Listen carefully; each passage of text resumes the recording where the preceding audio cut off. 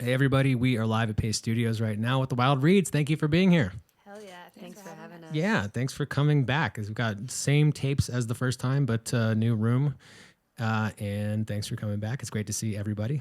We've got, Cheers is the record. It's out right now on Dual Tone. You're doing 3 songs from it. Can you tell us what's coming up first?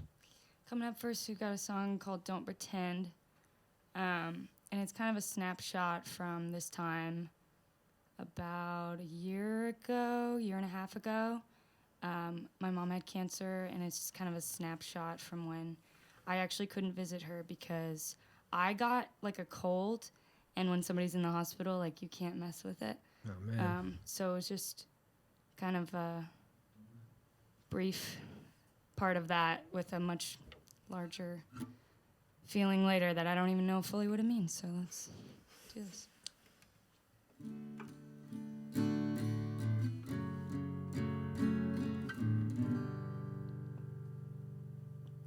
I missed that week in the hospital. Too sick to see you, but made sure to call. It spiraled downward from then, and I got sick again. I'm overwhelmed by it all. If I could open up enough to feel your love, maybe it'd be more bearable till the treatment's up. But don't pretend that the world has never been good to you. Don't suspend all your plans when you know you should follow through. I never pushed the limits. I lived inside them, didn't mind it. Didn't dare ask questions, never swim in the deep end. I was afraid to try. I feel like a bad kid, 'cause no one deserves this. So I'll just sit here quietly with my hands folded. But don't pretend that the world has never been good to you. Don't suspend all your plans when you know you should follow through. Don't you dare play the victim when you have the power to choose.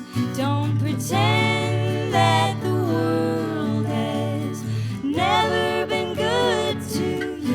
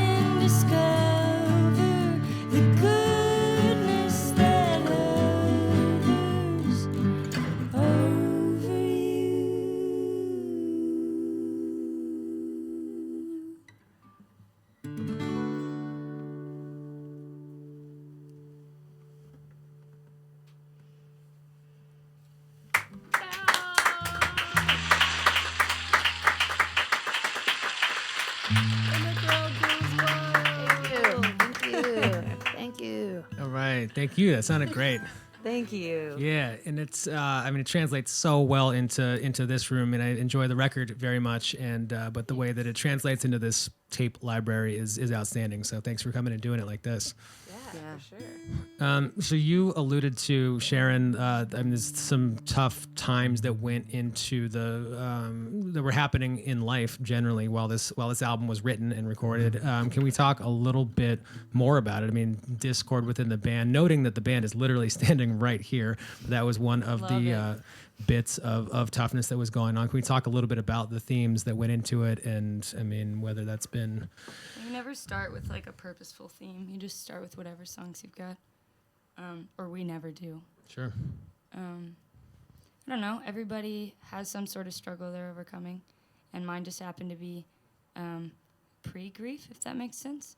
So I was going through a lot of family stuff and really good stuff with the band, but then we also had some band dynamic issues as well before we made this record, and then we tried to really pull it together.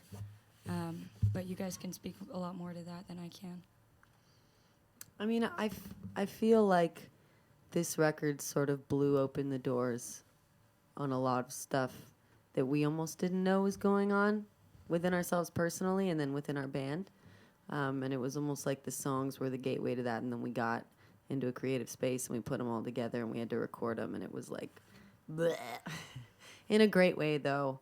I think there was a lot of healing that came from that, and it was a super wild and strange experience, the whole thing, and we're really proud of it. And there's a lot of fun songs on the album too, and there's a lot of songs that were really fun to make. So it definitely spans the whole gamut of feelings and emotions.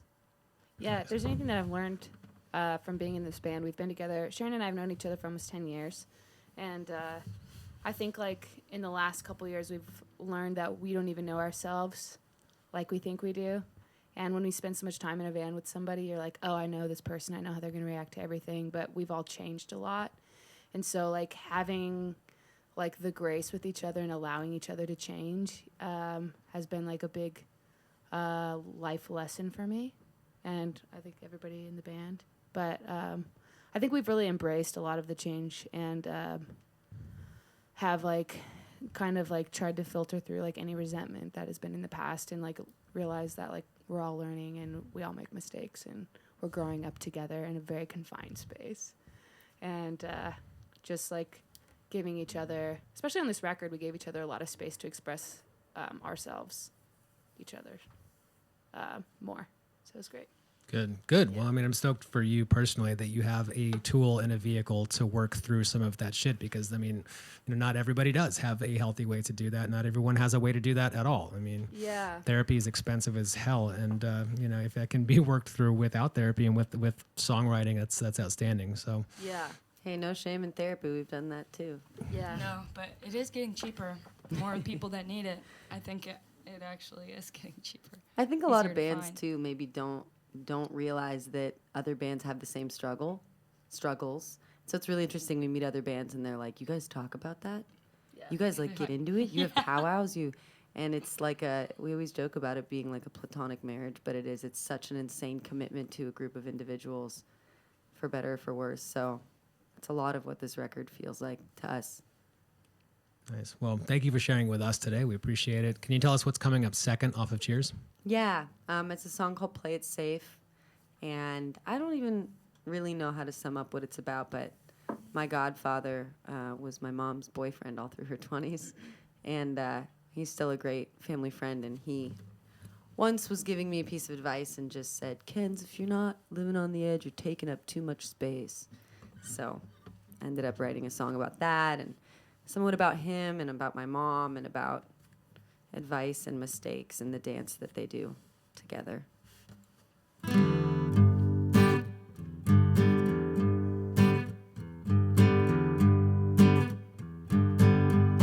Don't wish lightly on a star, no matter how lucky you think you are, because dreams they do come true, even the bad ones do. Don't wish lightly on a star, don't think about him too much. There's a reason why they call it a crush.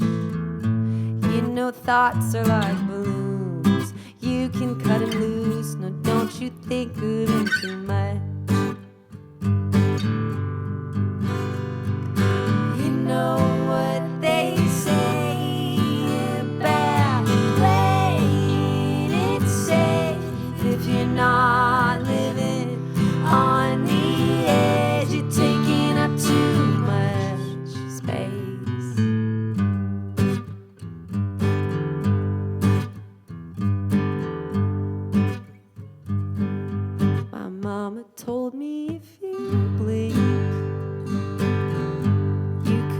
miss the whole damn thing.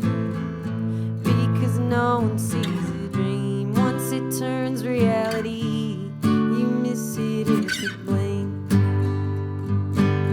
If only I could come undone, I could give you all my love. But I can look you in the eye, say I'm not afraid to try. Come see me if you want.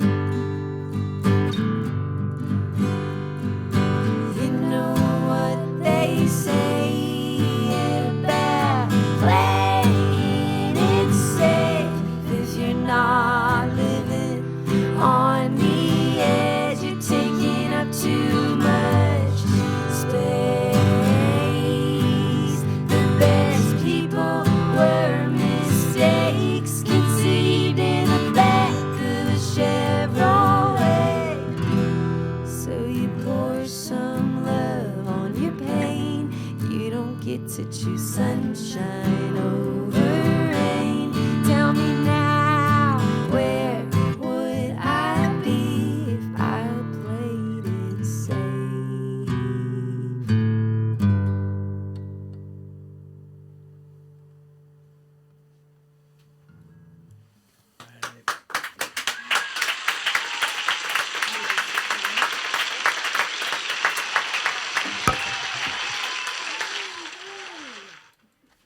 All right, that was great. Thank you. Thank you for sharing these. Can we? So I think we started to talk about it a little bit, but the fact that it seems like this album was more, the individual voices had greater latitude to contribute to this thing, as opposed to less songwriters. There were more on this. Can you talk a little bit about, not necessarily why would you do that? It's obvious why you would do such a thing, but specifically how it worked to allow more voices into the record this time. Can you kind of rephrase that?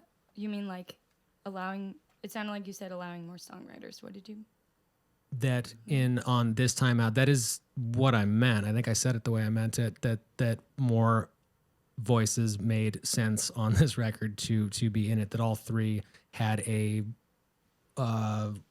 larger role, perhaps. No, I can't rephrase it. I think I said it the way I meant it. Yeah, that's what we've always done. So you just mean compared to We other didn't have songwriters. other songwriters besides the three of us on the record. Yeah, no, maybe we should have gone go over this offline. No.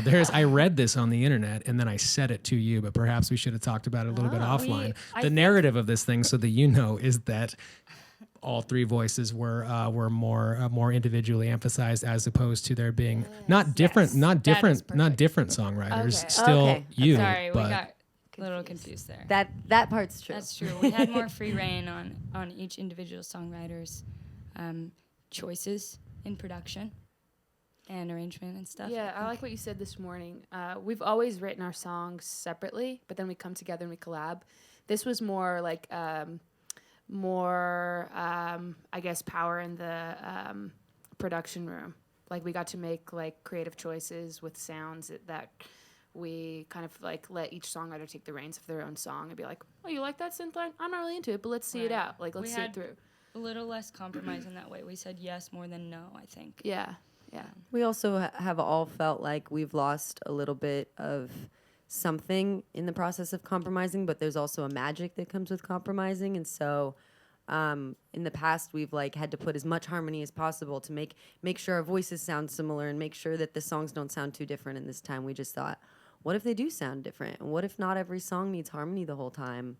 And there's, people are going to love that and also not. I mean, we've had people be like, this just sounds like three different records. And then we've had people be like, this sounds like the most honest expression of you guys.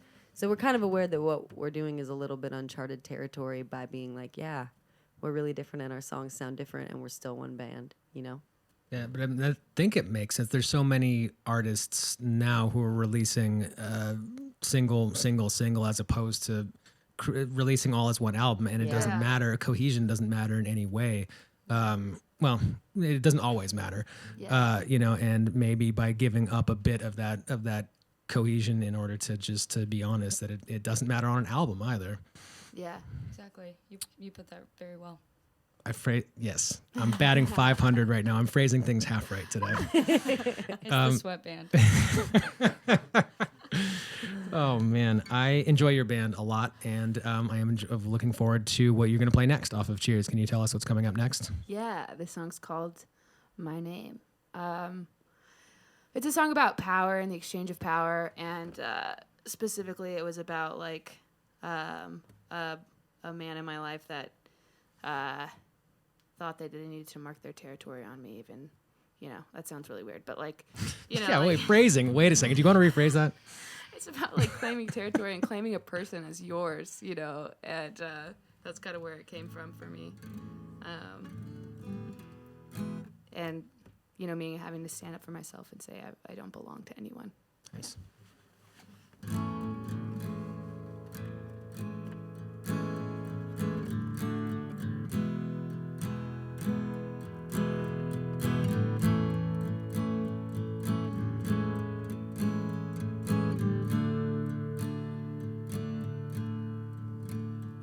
You don't think about me like I thought you did. You don't care about me like I thought you did. You don't need me like I hope that you did anymore.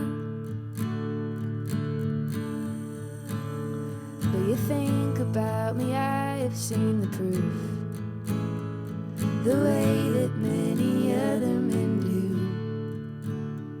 When they take a stage inside a locker room,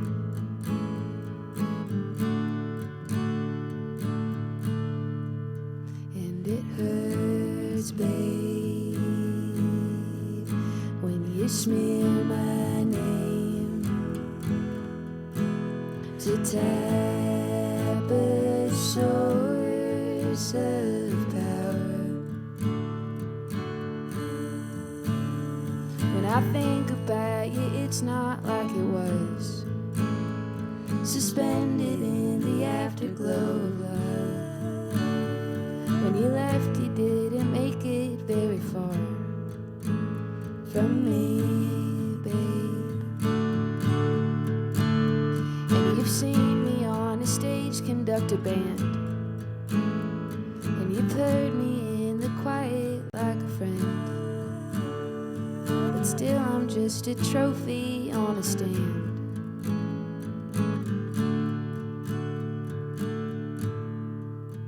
And it hurts, babe,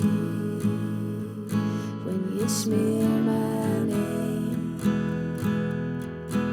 to tap a source of power. It's messed up, babe, that you need my name. You're already so proud. It takes an army of my friends to fill my cup, but one word from you to make me shut up.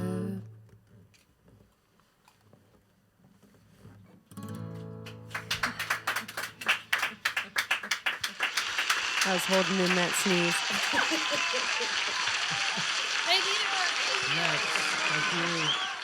Crazy So rock much. The show. crowd goes wilder than literally any other time that the crowd has gone wild in this room. Thank you so much for coming by and playing. We appreciate it. And have a great show at U Street Music. That's tomorrow in DC.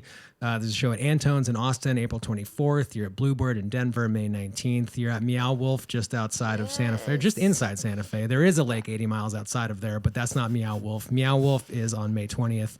And Troubadour in LA on June 7th. And there are many, many more dates than that. I'm not just going to repeat them back to you, but it's all up at thewildreadsmusic.com. Thank you so much for doing this, and best of luck on Cheers. It's out right now on Dual Tone, and thank you for the music. Heck yeah, thanks for having us. Thanks for parking your truck down by the lake. Down by the lake with the eagle.